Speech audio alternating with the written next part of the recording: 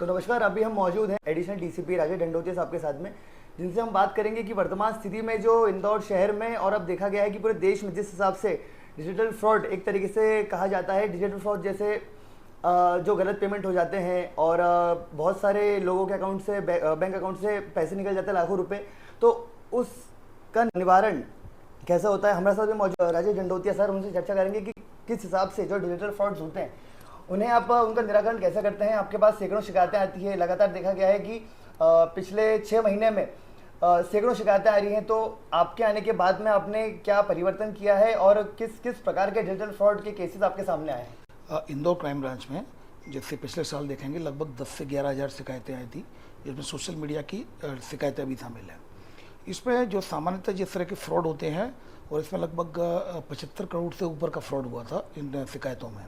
इसमें जो सामान्य प्रकार के फ्रॉड है, जैसे कि डिजिटल अरेस्ट है, इन्वेस्टमेंट फ्रॉड है, सेक्सटॉर्शन है, परिचित बनकर कॉल करना, इम्पर्सोनेशन कॉल है, गूगल से कस्टमर केयर का नंबर लेना और ओटीपी शेयर करना, अननोन लिंक को क्लिक करना, एपीके फाइल को अननोन एपीके फाइल को डाउनलोड करना, इंस्टेंट लोन ऐप है। ये इस तरह के कई प्रकार के फ्रॉड होते हैं जो जिनकी कंप्लेंट्स आई हैं। तो हमारी जो अप्रोच रहती है वो 3 वे अप्रोच रहती है। सबसे पहले तो हम अवेयरनेस कैंपेन चला रहे हैं, लोगों को लगातार जागरूक कर रहे हैं, लगातार पॉडकास्ट के माध्यम से, 1-to-1 के माध्यम से। ये भी एक वो है जरिया है, ये भी एक जरिया है जिसमें, और हम डिजिटल रील भी बनाता हूँ मैं, और रील्स बनाने के बाद रील्स को वायरल होती है, कई मिलियंस पे गई है, जिससे लोग अवेयर हो रहे हैं। स्कूल्स, कॉलेज, पब्लिक गैदरिंग और बैंक, इंस्टीट्यूशंस, जहाँ मौका मिलता है हम लोग कोशिश करते हैं कि सेशन करें। मैं लगभग 600 के करीब सेशंस और सेमिनार्स हो चुके हैं। इसके अलावा पैम्पलेट्स छपवाई हैं, पैम्पलेट्स को डिस्ट्रीब्यूट किया है, चौराहों पर जा जाकर पोस्टर्स भी लगवाए हैं। तो एक तो हमारा टारगेट है अवेयरनेस क्रिएट करना, लोगों को अवेयर करना, लोगों को जागरूक करना। सेकंड है हमारा जो 1930 नंबर के बारे में लोगों को बताना, और जैसे ही 1930 पर जो कंप्लेंट्स होती हैं उनका पैसा होल्ड करा के उनको पैसा कोर्ट के माध्यम से वापस दिलवाना। अगर आप देखेंगे तो 2024 में हमने 14 करोड़ 20 लाख रुपए विक्टिम्स के वापस कराए हैं। फिर तीसरी अप्रोच होती है हमारी कि हम FIR रजिस्टर करके और उसमें आरोपियों को पकड़ें। तो अगर आप देखेंगे 1 जनवरी 2024 से लेकर अभी तक 100 से अधिक जो साइबर फ्रॉड के आरोपियों को हमारे द्वारा पकड़ा गया है और उनको जेल भी भेजा गया है। तो ये 3 वे अप्रोच रहती है जिस पर हम काम करते हैं। अच्छा सर, जैसे ये भी देखने में आया कि अधिकतर जो युवा होते हैं, अधिकांश सेक्स एक्सटॉर्शन का शिकार होते हैं। देखा गया है कि सोशल मीडिया के माध्यम से उनको कुछ अननोन लोग संपर्क करते हैं और उनसे वीडियो कॉल करवाते हैं, और सर कई ऐसे केसेस में देखा गया है कि लोग सुसाइड भी कर रहे हैं। और सेकेंडरी इसी देखी गई है कि लोग शिकायत करने से पहले सोचते हैं, आ नहीं पाते हैं। तो अगर जब ऐसे केसेस आपके पास आते हैं तो इनका निवारण किस प्रकार से किया जाता है। देखिए, सेक्सटॉर्शन जो होता है, सेक्सटॉर्शन के काफ़ी शिकायतें आती है, हमारे यहाँ पे भी कंप्लेंट आई हैं। और सबसे पहले तो हम उसकी प्राइवेसी मेंटेन करते हैं, क्योंकि ये इस तरह का जो फ्रॉड है उसमें social humiliation in terms of respect, recognition, reputation काफ़ी ज़्यादा होता है कि लोग घबरा जाते हैं कि कहीं आसपास पता चल जाएगा, फैमिली में पता चल जाएगा, सोसाइटी में पता चल जाएगा, मीडिया में आ जाएगा। तो कहीं ना कहीं घबराहट की वजह से कई लोग शिकायत नहीं करते, तो हम प्राइवेसी उनकी मेंटेन करते हैं। और इसके अलावा सेक्सटॉर्शन से बचने का जो तरीका है वो तरीका है, आप कभी भी अननोन वीडियो कॉल को रिसीव नहीं करें। आप जिसको जानते हैं, नंबर फीड है, उसी का वीडियो कॉल रिसीव करें। अननोन वीडियो कॉल को रिसीव नहीं करें। और लगता है कि आपको आपके काम से संबंधित कोई वीडियो कॉल है तो उसको आप फ्रंट कैमरे को अंगूठे से कवर करके फिर इसको रिसीव करें। तो आपके साथ कोई क्या होता है कि आप जैसे ही रिसीव करते हैं अननोन वीडियो कॉल, तो कॉर्नर पर लड़की होती है, वो न्यूड होती है उसको कैमरा, और वो स्क्रीनशॉट बन जाता है आपका। फिर स्क्रीनशॉट बनाने के बाद आपको ब्लैकमेल करते हैं कि आप अगर पैसे नहीं देंगे तो हम इसको वायरल कर देंगे। तो एक तो इस 1-to-1 के माध्यम से मैं ये भी पॉडकास्ट के माध्यम से ये भी कहना चाहूँगा, जितने भी ये व्यूअर्स देख रहे हैं, कभी भी अगर आपके साथ कोई अननोन वीडियो कॉल, पहले तो अननोन वीडियो कॉल को उठाना नहीं है, लेकिन अगर उसके बाद भी सेक्सटॉर्शन जैसा अपराध अगर आपके साथ हो जाता है तो घबराने की जरूरत नहीं है, उसकी रिपोर्ट करिए। आप जब रिपोर्ट करेंगे तो हम उसको बहुत अच्छे से डील करते हैं, प्राइवेसी मेंटेन होती है, घबराने की जरूरत नहीं है। क्योंकि आप अगर ब्लैकमेल होंगे तो एक स्टेज पर ब्लैकमेल होंगे तो वो लगातार बार बार आपको ब्लैकमेल करता रहेगा, उसकी कोई लिमिट नहीं है। तो बेटर ये है कि फर्स्ट स्टेप पर ही उसको स्ट्रांगली उसको डिफेंड करें। और सर एक ये मेरा क्वेश्चन था कि आपने जब सब अवेयरनेस फैला रहे हैं, जैसे एक समय ये देखा गया है कि कुछ पहले लोग आगे नहीं बढ़ते थे, जब उनके साथ फ्रॉड होता था तो वो लोग आगे बढ़ के नहीं आ रहे, लेकिन आपके होते हुए ये चीज़ें देखी गई है इंदौर शहर में कि लोग आगे होके आ रहे हैं, शिकायतें ज़्यादा बढ़ रही हैं और अवेयरनेस भी हो रही है। तो सर आपने ये फर्क देखा कि एक ज़माने में जिस टाइम पे इतना डिजिटल अरेस्ट नहीं हुआ करता था, वो लोग जब फ्रॉड में फंसते थे तो वो शिकायत नहीं करते थे, तो आपकी अवेयरनेस से जो फैला रहे पिछले 6-7 महीने से, इसमें कुछ फायदा मेरा, मतलब शिकायत तो बड़ी होंगी एक तरीके से, क्योंकि आप इतनी अवेयरनेस फैला रहे हैं तो। यस देखिए, सबसे इम्पोर्टेंट ये है कि अवेयरनेस के 2 पार्ट होते हैं, एक तो अपराध के बारे में अवेयर करना, और दूसरा अवेयरनेस ये होती है कि हम आपको रिपोर्ट करें, हम आपको इतना सेंसिटाइज करें, इतना अवेयर करें आपको कि आपको रिपोर्ट के लिए भी आपको जागरूक होना होगा। कई लोग रिपोर्ट नहीं करते, तो निश्चित रूप से रिपोर्ट करने वाले ऐसे लोग, उनकी संख्या बड़ी है। सोशल मीडिया फ्रॉड्स में जिनके लोगों के वीडियो फोटो वायरल होते हैं, तो वो लोग भी आप कंप्लेंट करने आते हैं, आप हिम्मत दिखाते हैं। मैं चूँकि सेशन लेने जाता हूँ, अभी एक कंपनी में सेशन लेने गया, तो वहाँ से फ़ोन आया कि सर हमें एक व्यक्ति परेशान कर रहा है, उसने वीडियो और फोटो बना ली है और परेशान कर रहा है, तो उसको शॉर्ट आउट किया और उसकी कंप्लेंट सॉल्व की। तो कहीं ना कहीं उनको काफ़ी खुशी हुई, क्योंकि ऐसी चीज़ें होती हैं जिसको ना तो फ्रेंड के साथ शेयर कर पाते, ना फैमिली में शेयर कर पाते, और अकेले परेशान होते रहते हैं।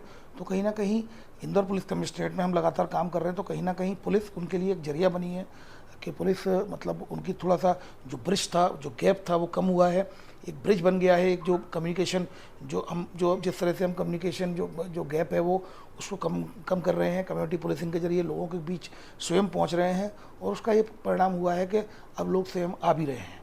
तो कहीं ना कहीं अवेयरनेस का स्लो एंड स्टडी प्रोसेस होता है, पर इसका डीप इम्पैक्ट होता है।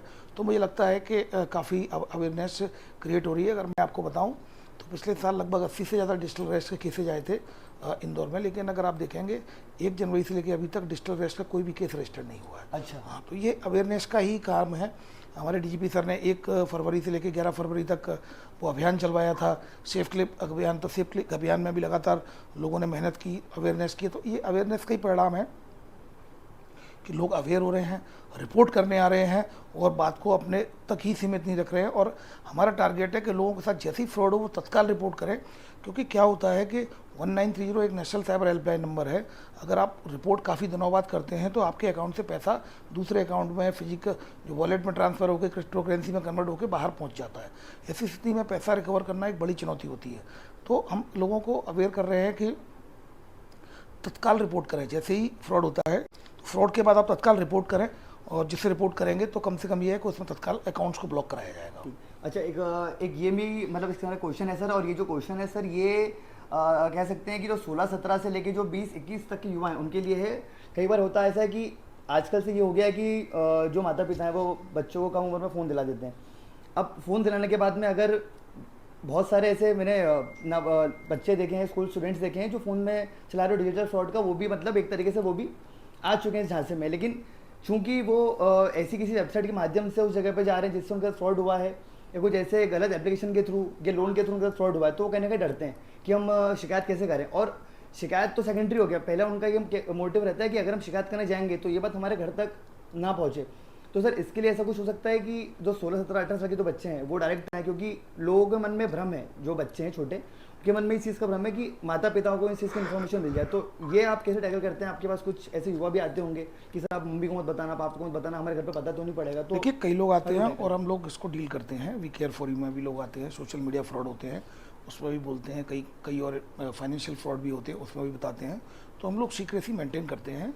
हम लोग केवल वही केसेज बाहर करते हैं जो जागरूकता के हिसाब से, क्योंकि लोग जो प्रिंट मीडिया, इलेक्ट्रॉनिक मीडिया और जो यूट्यूब जो सोशल मीडिया प्लेटफॉर्म्स हैं उनके जरिए लोगों तक बात पहुँचे कि इस तरह का फ्रॉड होता है, तो आपको इस तरह सावधानी रखनी है। और सर अभी वर्तमान में देखा गया है कि USDT का असर एक चलन बहुत आ गया है कि जो फ्रॉड हो रहे हैं। और असर आपने बहुत बड़े बड़े अभी आप रोज़ आप लोग बड़े बड़े गैंग भी पकड़ रहे हैं, इंटरनेशनल गैंग भी पकड़ रहे हैं। तो सर ये जो चीज़ें हैं सर, ये भी इसमें भी एक चीज़ मेनली युवा ही आ रहा है। इसमें भी जो युवा है, युवा इसमें लिप्त हो रहा है। देखा गया है कि जो किसान होते हैं, छोटे मोटे मजदूर वर्ग होते हैं, है ना, सब सब्जी वाले ठेले वाले होते हैं, इन लोगों को झांसे में लेके, युवा ही झांसे में लेके उनसे बैंक अकाउंट्स ले रहे हैं। तो सर लेकिन इस चीज़ को आप कैसे मतलब कैसे टैकल कर रहे हैं? क्योंकि अभी वर्तमान में कनाडिया में कल शायद से अंतर्राज्यीय गैंग पकड़ी है, 4 लोगों को गिरफ्तार किया है। देखिए, क्या होता है कि इसमें जो स्टूडेंट्स हैं, गरीब लोग हैं, इसमें इस पॉडकास्ट के माध्यम से मैं कहना चाहूँगा कि अगर आप अपने नाम से अगर आपका अकाउंट है, बैंक अकाउंट है, तो किसी को भी अकाउंट अपना रेंट पे ना दें। टेलीग्राम चैनल पर लगातार इस तरह के ऐसे ग्रुप्स हैं जो रेंट पर और कमीशन पर इन बैंक अकाउंट्स को लेते हैं, और उसमें करोड़ों रुपए का ट्रांजैक्शन हो जाता है। और फिर ऐसी स्थिति में इन लोगों को जेल हो जाती है। तो कहीं ना कहीं जो म्यूल अकाउंट्स होते हैं, बैंक अकाउंट्स होते हैं, वो इसी तरह के होते हैं। अतः कोई भी अपना बैंक अकाउंट किसी को ना दे, क्योंकि आप भी उसमें सज़ा के हकदार होंगे, आप भी जेल जाएंगे, आपको भी 10 साल की सज़ा होगी अगर ऑर्गेनाइज क्राइम है।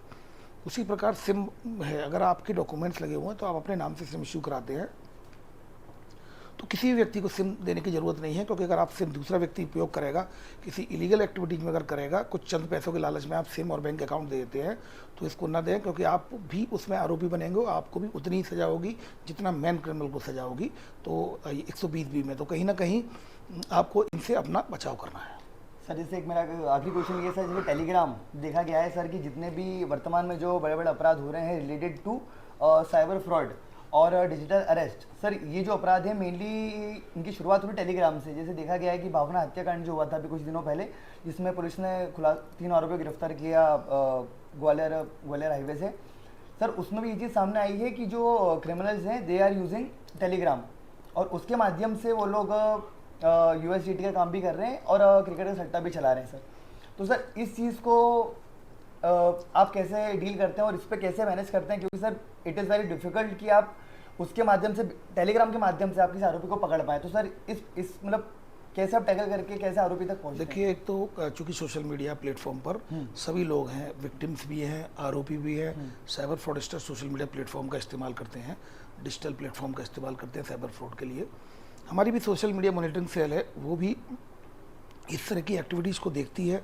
लोगों के जो अकाउंट्स हैं उनको हम लोग वॉच करते हैं इस मॉनिटरिंग सेल में। सस्पेक्टेड लोग हैं उनको लगातार उनकी मॉनिटरिंग करते हैं और उन पर कार्रवाई करते हैं। हमारे यहाँ पे भी साइबर के एक्सपर्ट होते हैं जो लगातार सोशल मीडिया प्लेटफॉर्म में वॉच करते रहते हैं और उनकी जो एक्टिविटीज होती है, इलीगल एक्टिविटी होती है, तो फिर उस पर हम ऑपरेशन भी करते हैं। तो सोशल मीडिया प्लेटफॉर्म पर अगर आपने देखा होगा तो पिछले दिनों में क्राइम ब्रांच या थाने के लोगों ने, जो लोकल थाना है, उन लोगों ने काफ़ी क्रिमिनल्स को पकड़ा है सोशल मीडिया पे पिस्टल के साथ, चाकू के साथ। तो उसके आधार पर भी हम लगातार पकड़ रहे हैं। अभी ऑनलाइन गेमिंग ऐप के भी एक गैंग पकड़ा था जो होटल में रखा हुआ था, एक कमरा किराए से लेकर रह रहा था। और तो लगातार हम भी लगातार जुड़े रहते हैं। अभी आज नकली नोट जो पकड़े हैं, नकली नोट पकड़े हैं, उसमें भी जब उससे बात की तो उसके द्वारा बताया गया कि सोशल मीडिया प्लेटफॉर्म के माध्यम से उसकी मुलाकात हुई थी और वहीं से उसने यूट्यूब से उसने इस तरह से जो ये सब सीखा था डिजिटल प्लेटफॉर्म से किस तरह से नोट बनाए जाते हैं। तो कहीं ना कहीं वो आपके जो सोशल मीडिया प्लेटफॉर्म है वो उसमें सभी तरह के लोग रहते हैं, स्वाभाविक है, और विक्टिम्स भी हैं, क्रिमिनल्स भी हैं। तो कहीं ना कहीं वो टारगेट करते हैं और डिजिटल प्लेटफॉर्म का यूज कर रहे हैं क्रिमिनल्स। तो हमारी सोशल मीडिया मॉनिटरिंग से लगातार उनको टारगेट कर रही है।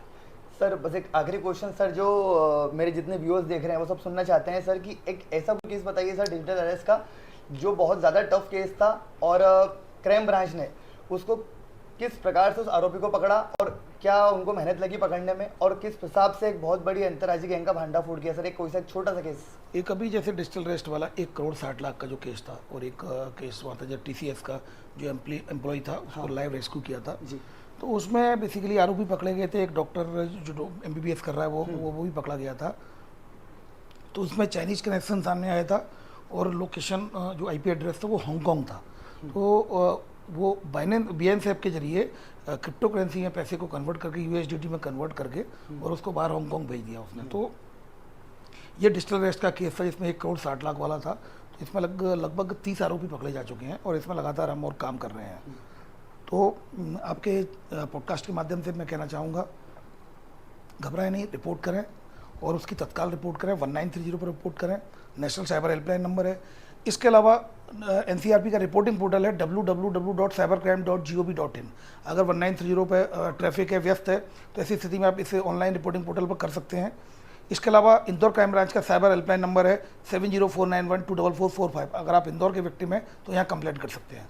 इसके अलावा कोई आपकी फेक प्रोफाइल, फेक आईडी बनाकर लड़कियों को परेशान कर रहा है, उनको अश्लील फ़ोटो वीडियो बनाकर उनको वायरल करने की धमकी दे रहा है, तो आप बिल्कुल निसंकोच स्ट्रेट अवे सीधे वी केयर फॉर यू यहाँ क्राइम ब्रांच में आइए। रीगल चौराहे पर क्राइम ब्रांच है, यहाँ आप अपनी कंप्लेंट रजिस्टर करिए। और आपको एश्योर करता हूँ इस पॉडकास्ट के माध्यम से सीक्रेसी मेंटेन की जाती है। सेंसिटिव जो केसेज होते हैं उनको हम कभी भी कहीं लीक नहीं होता, मीडिया भी समझती है, मीडिया की भी गाइडलाइंस है, हमारे लिए भी गाइडलाइंस है। आप निश्चिंत रहें, हम पूरी कोशिश करते हैं कि सावधानी रखते हुए आपके केस को ट्रैक किया जाए, आपकी प्रॉब्लम को सॉल्व किया जाए।